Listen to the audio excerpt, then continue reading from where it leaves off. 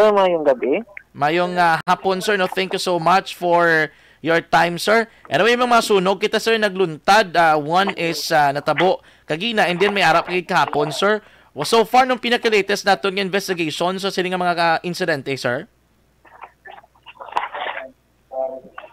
Ang naitabo kagina, sir, sa dito sa may Purok Malbar ko ba, Barangay Villamonte. So, ang aton nga involved, sir, is structural. Isa ka residential house nga totally damaged, kag may isa man ka partially damaged nga adjacent kin nga balay. So, base sa aton nga investigation, ginapanigayaan ni Harris Estrada, kag na-reported ang sunog around 41 sa hapon. Kag under control around 1:50 same day. Tungod ini sa kalayo sang aton nga location sa nabulayan kita magsulod dito kita magikatutid ang dalan. Kag unfortunately na-declare far out around 1:58. So sa aton nga initial nga investigasyon, nakikita kita sa aton nga so far as electrical ignition dito mismo sa service entrance ng ila Panimalay, kay diin ang aton nga owner gatap lang ni sa sang iyang kurente. Gawar tap, gaano sir, electric tapping gali, sir? Yes, sir. Kay base sa aton nga tigiya, naka-schedule naman ni sila tani ipatakdan sang Sineco, for temporary gatap lang sila. Amo gini usually, sir, no? Kay usually di ba may arab la short circuit or base kung may mga power in mga problema sa linya, ga-create sa spark sa sir, hindi ini ga-create sang kalayo. Yes, sir. Tama kataas ang malinger siya ang aton electrical ignition. So anything matanawan or madagdagan sa ginatawag natin nga arc clock. Basta compatible na, sir, dako ginang possibility nga kaya ini magkalayo plus ang weather natin kagina nga kahangin. Oo. Sir, isang totally damaged, isang partially damaged. Yes, sir. Yes, sir. Wala man, sir, sa mga pilason sa sininga sunog? Sa kaluyan to, sir, na negative kita sa mga casualties, sir. Oo. So I don't know if you have an idea also what had happened kagapon dra sa may Barangay 29? Okay, sir. Sa Barangay 29, sir, sa Mabini, Rosariago Street, Purok Pagidait. So ang ating involvement dito, residential, may ara kita sa pito ka totally, kag partially. Kag ang aton pag-responde ini nakita din isang aton nga bombero nga may gaaso pang ma-distance. So immediately na size up nila ang aso is itong thick black smoke sa ini hingagaw nga makapull out kami kag na-monitor sa radyo kung diin ka ng exact location. So sa pag-abot ato around 5:00 nagkandak pa firefighting kag na under control sa sulod sang 19 minutos, 5:28, kag na-declare far out, 5:54. Nakalampot kita sa third alarm, kay tungod nga ang atong almost all units naton sa Bacolod nag-responde. Kag sa aton mga investigasyon, nakalambot sa around 1,000 square meter ang floor area, which is equivalent sa atong operational manual, amounting to 1.8 million. Okay. Sa aton nga so far, initial investigation is electrical ignition man. Dito nagalin man sa ilang service entrance kung sa diin ang ila service entrance gasulod ni sa service entrance cap kag mag-inlay sang ilang wire sa sulod sang metal tube. Kag ang nakita naton dito sa point of origin naton, ang service entrance nga halin sa poste pasulod sa ilang service block gabunggo rin sa ilang metal faring kaya ang balay nila is under renovation. Buto rin sir. Gasangyod. Yes, sir. Yes, so, sir. motor doon na-create friction, sir, nga nagkalayo? Yes, sir. Aton nga na-damage, nag-contact sa metal faring sang balay, kag dito nagka-short, kag nag-produce ang arc.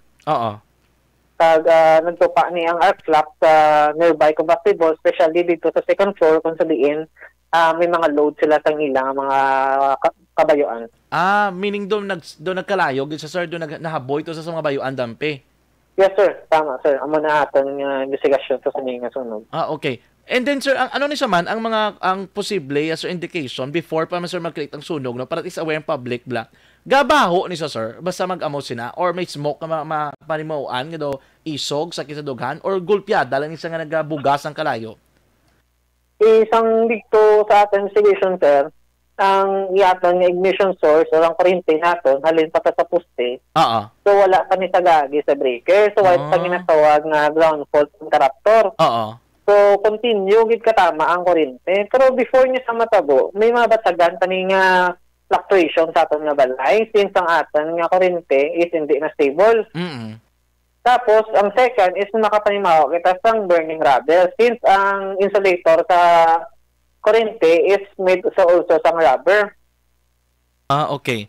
Sir, another question na lang, no? In cases may matabo nga sunog kaangay sinig, kag ang ginalantaw nga ginalinan, electrical problem, anong dapat timuon, sir, sang publiko para hindi magdako ang sunog o kanang kalayo? Okay. So, sa electrical ka, sir, tingwaan tagida yun nga ipang turn off ang aton nga breaker para madula ta ang load kag maguba ta ang flow sa ang electricity pasulod sa aton nga balay para malesen ta ang atong ginatawag nga electric current. Kag dayon, especially tawag sila yun sa bumbero. Tama, di ka critical ang ginatawag ta nga intervening time bala sa sang natabo ang tunog kag natawagan ng bumbero kag ang travel response nason. Kaysa tanggamay pa lang, tingwaan ka nga hindi na makalaksa ang kalayo. Okay, so the number one is patson gid ang breaker, no? So dapat kalmado kagid nga bisan sa mga tupad balay or dala sa mismong amosin ang balangin nila sang sunog, breaker gid ang unahon and then call sa BFP para immediate ang responser. Yes, sir. Tama, sir. Be vigilant sa aton nga mga palibot, sir. Sir, is it advisable nga ang pumulo mismo nga ara dira nga nakakita if they are kalmado man lang nga sila ang amat-amat nga magpalong sang kalayo while the PNP or the BFP is responding to the area? Yes, sir. Actually, sir, may ara kita sing natawan nga CFAG or ang Community for Auxiliary Group naton, which is trained na sila sa mga firefighting, kag ang pumuluyo, gina-educate man na sila. Pwede gid sila makaobra sang aton nga initial firefighting at first aid in case nga makita nila nga gamay pa ang kalayo. Pero, labi sa tanan, sir, i-safety tagid ang aton nga kabuhi labaw sa aton nga property. Oo, tsakto gid, sir, no? Kay ti, importante amo naman nila mong alive kay ti mabawi pa man na in the future. Sir, I don't know kung may idea katuya sa nang Bulinaw ang kaso, sir? Okay, so sa Bulinaw, sir, sa mo na shift. So, inyo man, sir. Ikaw gid gali, sir. Ano, sir, no? Sa timingan gid sa imo tanan nga duting sa Purok Bulinaw. Sa Sabado to eh. If I could, sir, remember, December 23? Yes, sir. Tama, sir. Ang atong reported, alas 6 sa hapon, December 23, Purok Bulinaw, Barangay 1. Kung sabihin, ang atong involved is structural. May ara kita residential houses nga nasunog, may 4 ka total, 2 ka partial. Kag sa atong investigation, nag-start ang kalayo around 6:33 sa hapon. Kag na under control, alas 7 sang kagabi yun. And eventually declared fire out around 7:28. Nakalambot kita sa second alarm. Kag based sa aton nga initial investigation, sir, ang kalayo na gali na sa second floor sang portion sang balay nga ginarentahan ni Rafi Traguno dito specifically sa cooking area. So sa ating investigation, based sa fire pattern, naka-recover kita sang pieces of evidence, especially ang non-refillable butane canister. Kag ang canister, butane stove, kag ang spares sang butane canister. So, ang aton nga probability, kay nakita naton nga ang butane canister is exploded, ang costa is butane canister explosion nito. Ay, okay, butane man amo to sakto gini pa stricto sa LGU, no? Kadelikado giniblas ang mga butane kung kaisa ilabi na kun hindi kagiblas, sir, amo na ka sagad magamit, no? Yes, sir. Tama, sir. Tama, sir. Ano ni tendency, sir? Ma-explode gid man siya?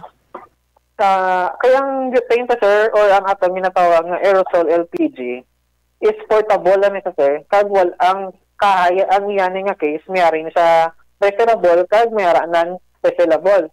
So sa aton nga, unlike sa aton nga LPG tank kidya, may ginatawag nga pressure release valve. So in cases nga ang aton nga LPG ma-expose sa heat, ma-depressurize sa sir or matabog ng iyang valve tungod sa iyang engineered ni siya nga mag. Okay. Na utod ang linya ni Sir Rolin Paulan, FO2 Paulan sang BFP, no? A last and final stretch mga kaaksyon sang idring explanation. At least gina-explain niya sa aton kun nga amo ni mga causes mga kaaksyon kag ano ang tendencies, no? Nga nagakatabo sa ni diri, no? Balikan tabi si Sir Paulan Paulan mga kaaksyon. Very eloquent, no? Mag-explain kay Sir Paulan. Yes, sige. Sir Paulan, ano to, sir? Okay, so unlike sa atong LPG tank, sir, once na-expose ito sa heat, may-ari niya sa construct niya para mag-release ang pressure, ginatawag nga pressure release valve, para hindi sa mag-levy. Or ang levy is boiling liquid expansion vapor explosion. Capable niya sa mga tanks. Unlike niya sa aton butane canister, sir, wala niya sa ginatawag nga pressure release valve. Once na-expose sa heat, kag accumulate ang too much pressure sa sulod, ma-explode din sa. Kag ang aton nga butane, nakita tama na paano sa ginbuild, is tama sa kalapit sa mismo nga stovya. So dako ni sa nga factor nga maka-add sang stress or pressure sa aton nga butane canister. So that is why nga mainit siya and may tendency nga maglupok. Yes, sir. Especially, sir, sa mga non-refillable, kaya makita tayo nga tuktok na sa compromise ng iyang strength of material, sir. Husto na, no? Nakita gina naton. Anyway, sir, thank you so much. Good. Very eloquent na pag-present ni sir sang iyang mga reasons and causes ngayon. Thank you so much. Kabay pa nga nintindihan sa publiko, sir, ining mga nagakatabo. Ano mga causes ang siling sunog. Mayang hapon, sir. Welcome, sir. Mayang hapon sa luwag. Action Reports, Afternoon Edition.